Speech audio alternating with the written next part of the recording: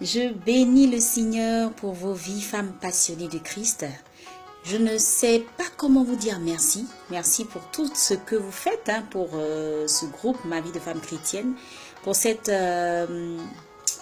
grâce que vous me faites d'être toujours là, connectée, à écouter, à suivre, à écrire, à regarder, à méditer avec moi et puis surtout à toujours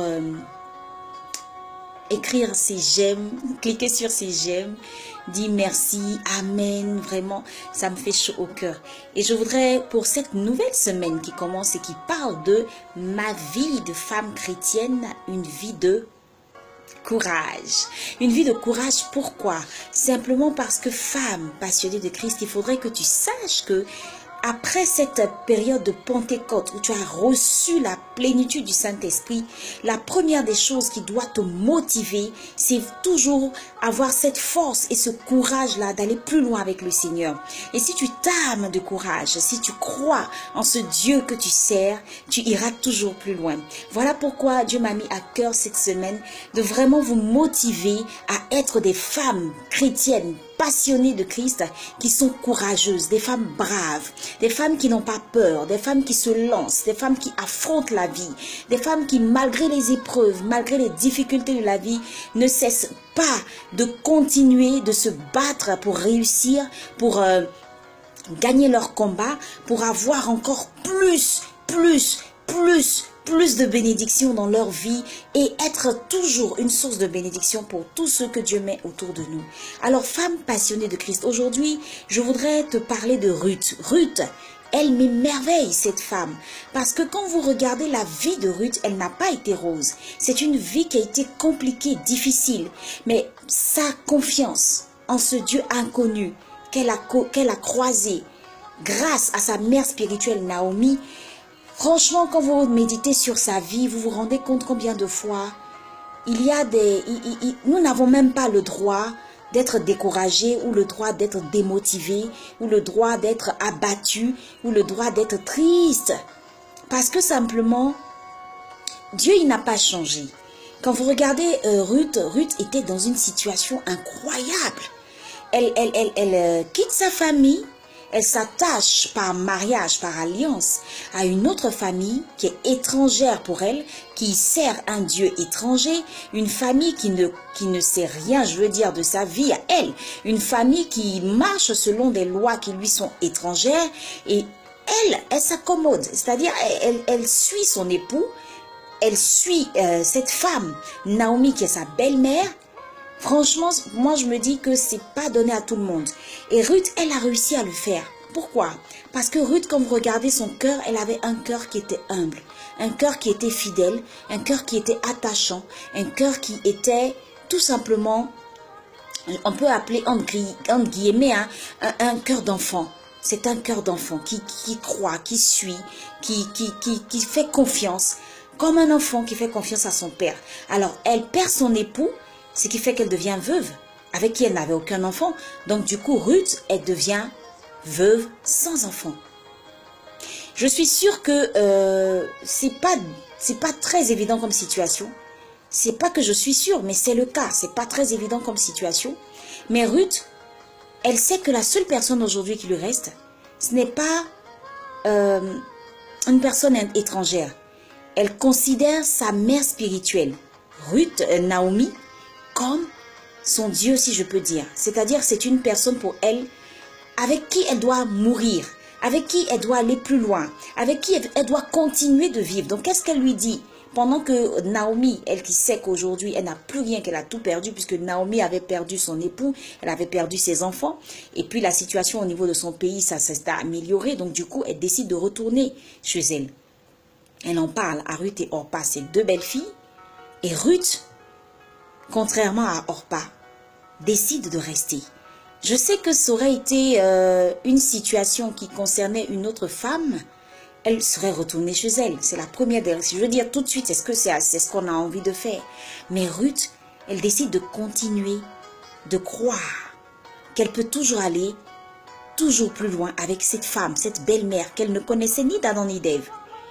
Elle décide donc de s'attacher à sa belle-mère parce qu'elle sait que quand elle a décidé de se marier, d'appartenir à une nouvelle famille, elle a donné son accord pour vivre définitivement avec cette famille.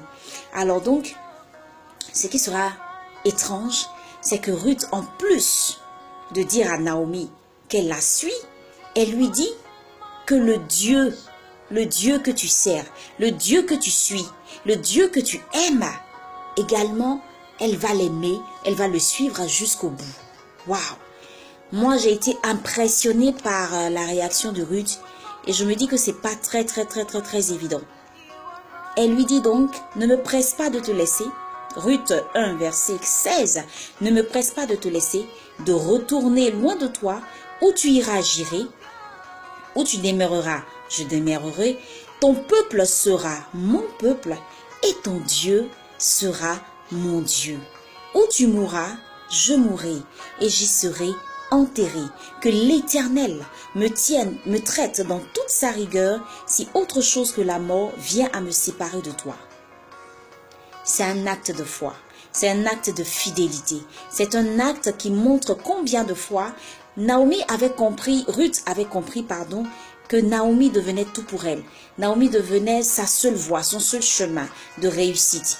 Alors elle décide de la suivre. Et puis qu'est-ce qui va se passer?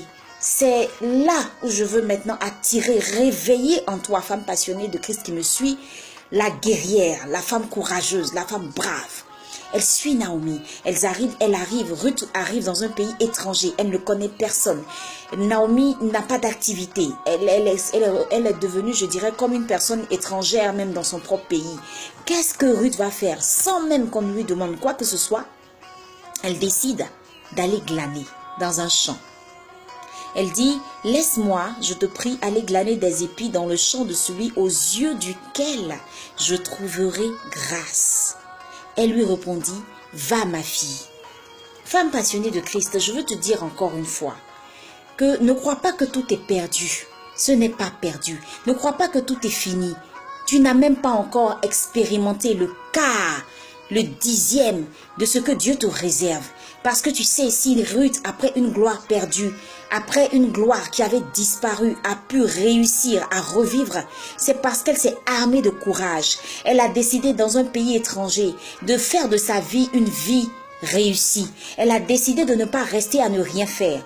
Et voilà, son courage va l'emmener jusqu'où? Elle décide elle-même, de façon prophétique, d'aller dans un champ où elle trouvera grâce aux yeux de quelqu'un.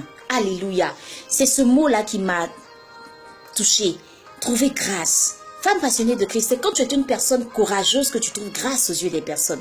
Une femme qui est courageuse est une femme qui trouve grâce aux yeux d'une autre personne.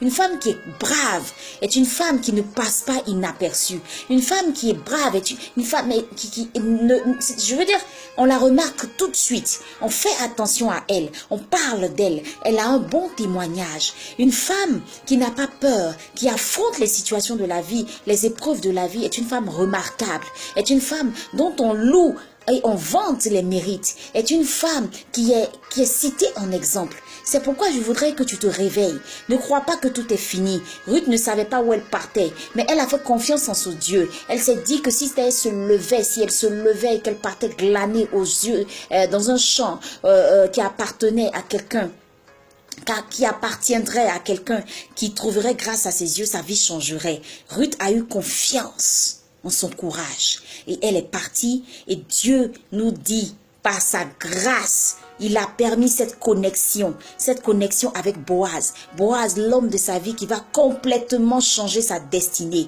Voici qu'en travaillant, une femme courageuse, c'est une femme qui travaille.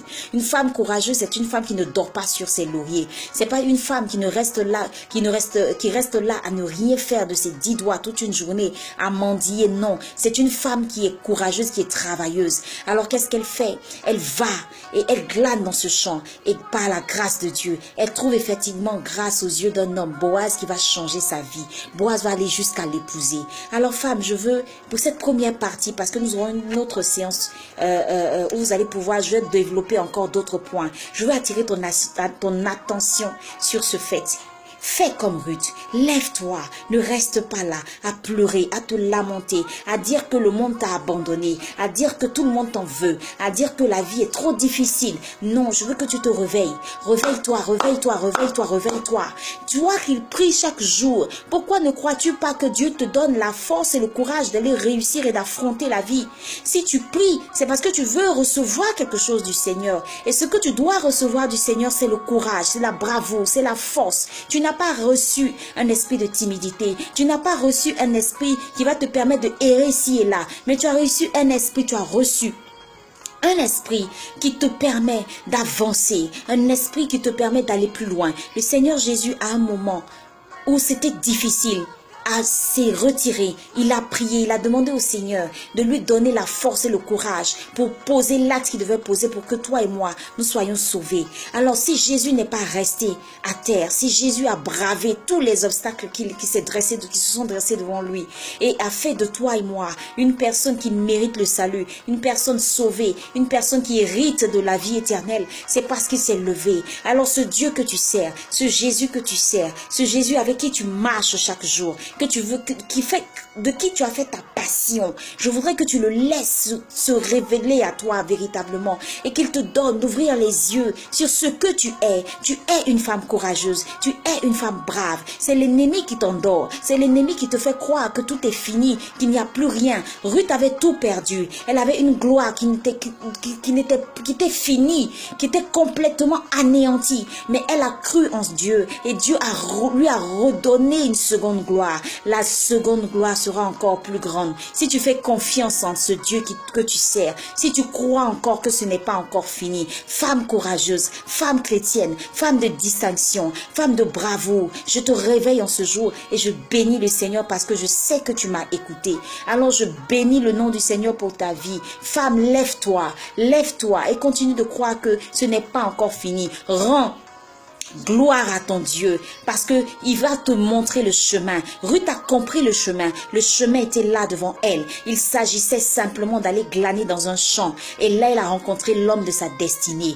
Et toi, ce chemin-là, demande au Seigneur de te montrer le chemin. Demande au Seigneur de te conduire sur ce chemin. Mais quand tu verras ce chemin, laisse-toi conduire. Quand tu verras ce chemin, fais comme Ruth. Elle était comme une enfant qui a cru en ce Dieu inconnu. Et elle a eu la gloire. Elle a vu la gloire de Dieu dans sa vie. Je sais, femme, que tu as encore en toi cette force. Ne dis pas que tout est fini, que tu ne peux pas. Si tu peux encore. Yes, you can. Comme le dit l'autre. Yes, you can. Alors lève-toi, lève-toi et que la gloire de Dieu soit ton partage. Je suis disposée à t'écouter. Je suis disposée, si tu veux me parler en inbox, rejoins-moi et ensemble, on se donnera les meilleurs conseils pour que Dieu puisse faire de ta vie une vie glorieuse. Merci de m'avoir écouté. Merci d'avoir écouté, c'est ce que j'avais à dire. Parce que je sais que c'est ce grain que je sème dans ton cœur deviendra une forêt pour que l'on voie et dise « Waouh, comment est-ce qu'elle a fait ?» Et on dira que c'est ton Dieu qui a fait de toi ce que tu es. Pourquoi? Parce que tu as su te lever.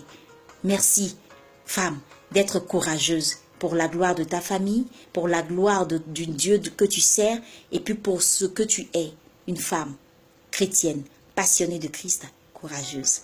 Alors je te dis shalom et à très bientôt. Que Dieu te bénisse.